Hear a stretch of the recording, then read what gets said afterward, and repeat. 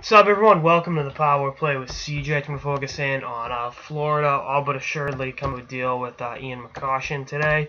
One of the better defensive defensemen in hockey East the past 3 seasons at BC. I mean, I was lucky enough to get to watch him play a lot, and I really feel like he was one of the guys that kind of flew under the radar. And when BC landed him, I think he was a freshman in 2013, so I think he signed his letter of commitment in 2012, and it was kind of like, wow, he's from Wisconsin, no real ties to the East Coast, but like, damn, he wants to go play for Jerry York and compete for a national championship, and didn't win one at BC, but was part of some really, really awesome teams while he was, at Chestnut Hill. So, again, just a really, really talented player that, I think emerged this year, big time with fellow Florida Panther draftee Michael Matheson signed him with the Panthers. There was a lot of ice time there, and he was able to be one of the steadying presences on the Boston College blue line. And I think last year it was actually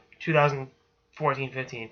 You had him, you had Matheson, Noah Hannafin, Santini was awesome. Scott Savage kind of flies under the radar. I was like, holy shit, this squad is really, really good. It's like watching, an NHL blue line at one point. So, we'll see what happens for him in the show. But I expect him to compete for a spot on the Panthers this year. I talked yesterday about Florida being in the market for a Shattenkirk, Trouba, type player.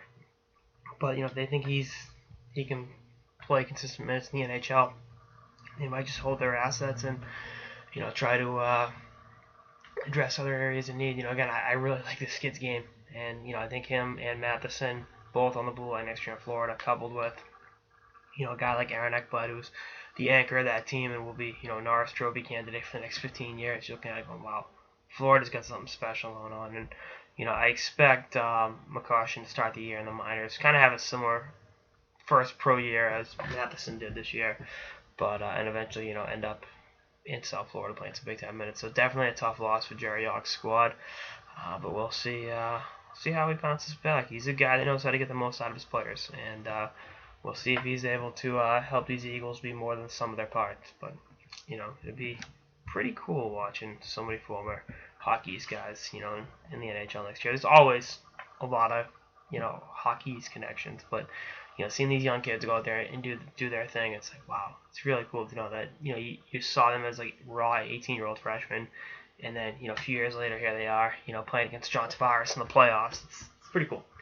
Anyway, that's all I got. Sort of the Power Play with CJ. Stay tuned for more episodes throughout the off season. If I could turn back time, hockey would never end and beyond. Later, guys.